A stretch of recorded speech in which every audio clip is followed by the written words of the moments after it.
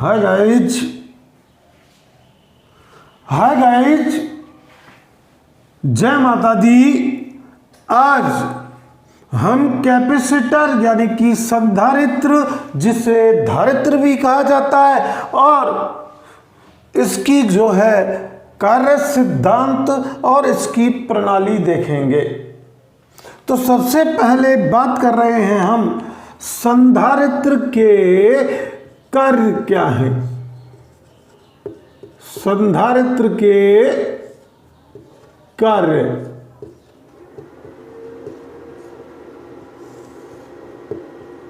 एक संधारित्र जो है वो आवेश का भंडारण करता है। तो संधारित्र वास्तव में कैसी युक्ति है? धारिता को आवेश के रूप में भंडारण करने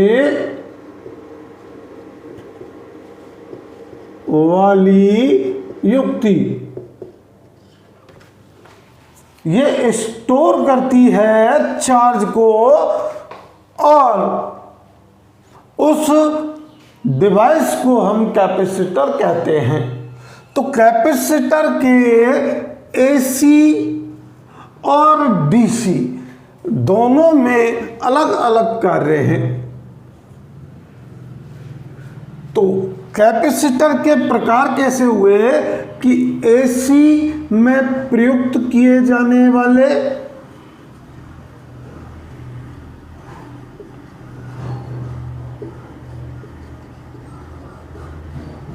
और डीसी में प्रयुक्त किए जाने वाले।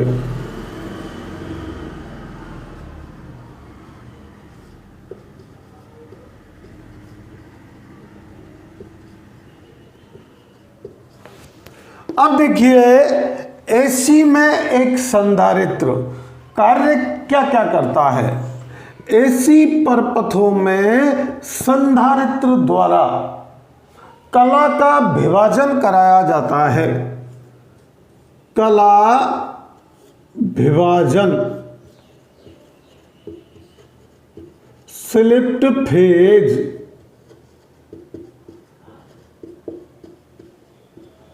यानी एक कला को दो कला में बदलना और दो कला को तीन कला में बदलने के लिए आपको कौन सी डिवाइस काम में लेनी पड़ेगी? संधारित्र, कैपेसिटर। तो सबसे पहला कार्य एक तो ये हो गया कि कला विभाजन करना। दूसरा, एसी परपथों में जो है ये शक्ति गुणक को सुधारने का कार्य करता है। शक्ति गुणक को सुधारना, यानी कि पावर फैक्टर को इंप्रूव करता है। क्यों करता है? क्योंकि इसमें वोल्टेज से करंट, वोल्टेज से करंट जो है वो अग्रगामी चलती है, यानी कि ये क्या कर देता है? लीड कर देता है करंट को। तीसरा कार्य जो हमारा है वो कैपेसिटर का क्या कार्य है कि यह आर्क को समन करता है। आर्क मीन्स चिंगारी। चिंगारी को दबाने या समन करने का कार्य करता है, यानी बुझाने का कार्य करता है। चौथा कार्य है कि यह एसी परपथों में रेडियो व्यतिकरण प्रभाव को कम कर देता है। रेडियो व्यतिकरण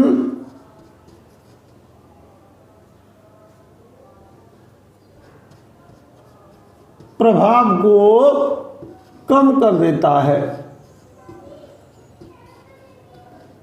यानी रेडियो इंटरफेक्शन को डिस्क्रीज कर देता है।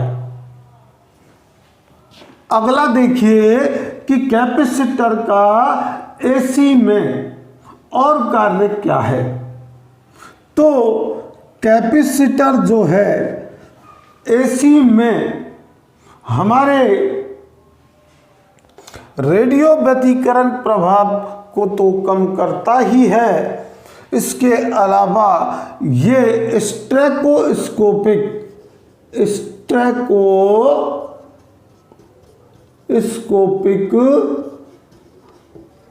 प्रभाव को भी कम करता है,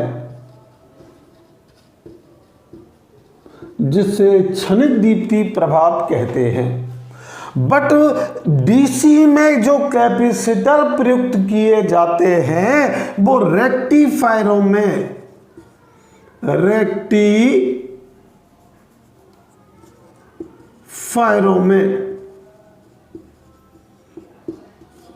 फिल्टर के रूप में इनका प्रयोग किया जाता है।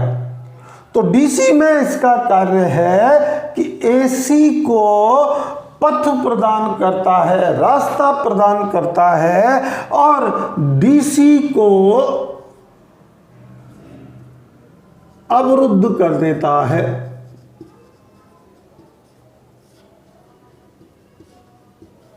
तथा एसी को पथ प्रदान करता है। तो फिल्टर यानी स्पंदित जो डीसी है, उर्मिकाओं की यानी कि रिपल्स की जो आपकी फ्रीक्वेंसी है वाली डीसी है, उसको फिल्टर करने के लिए कैपेसिटर उस डीसी को स्टोर करके और उर्मिकाओं को रूप में एसी को आगे बढ़ा देता है और वहां हम रेक्टिफायरों में जो है उर्मिका आवृत्ति को कम कर लेते हैं। तो आगे मैंने लिख रखा है कि कार्य प्रणाली। तो एक कैपेसिटर की कार्य प्रणाली क्या है, ये बेहद जानना जरूरी है। तो कैपेसिटर को जब वोल्टता स्रोत से जोड़ा जाता है तो कैपेसिटर है ये जिसमें दो समांतर पट्टियां होती हैं, पैरेलल स्ट्रिप होती हैं और इनके बीच एक डाइलेक्ट्रिक मटेरियल यानी कि परावैद्युतिक पदार्थ भरा होता है। रियल में हमारा कैपेसिटर का है ये ही रूप, यानी इनसे ही मिलकर के बना होता है कैपेसिटर। इसीलिए एक कैपेसिटर की धारिता 3 कारकों पर निर्भर करती है। समांतर पट्टियों का क्षेत्रफल, अब जितना क्षेत्रफल अधिक होगा वो आवेश का भंडारण उतना ही अधिक करेगा। तो दूसरा है पट्टियों के बीच की दूरी, पट्टियों के बीच की दूरी से भी आपकी धारिता प्रभावित होती है। तीसरा है परावैद्युतिक पदार्थ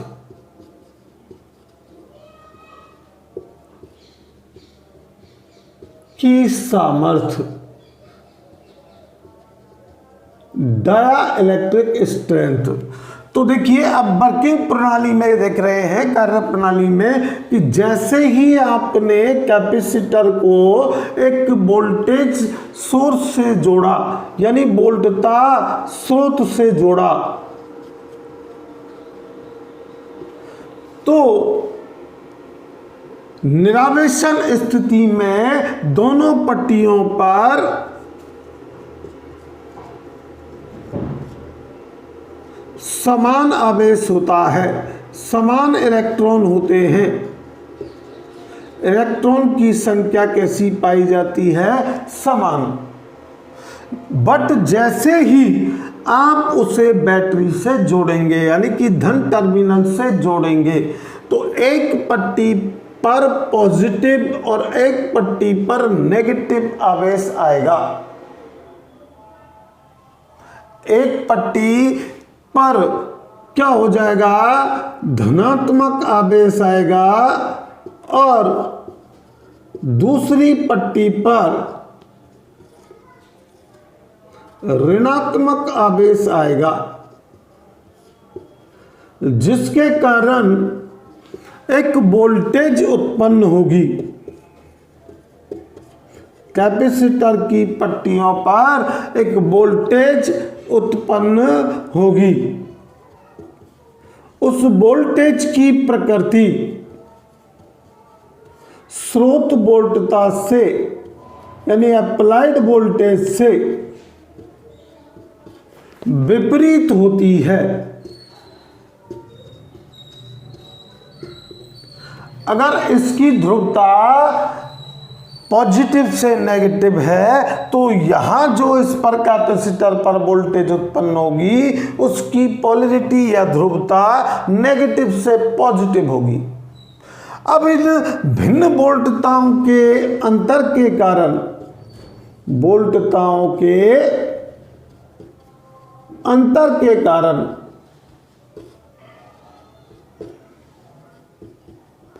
अचानक परिपथ में धारा की कमी होगी।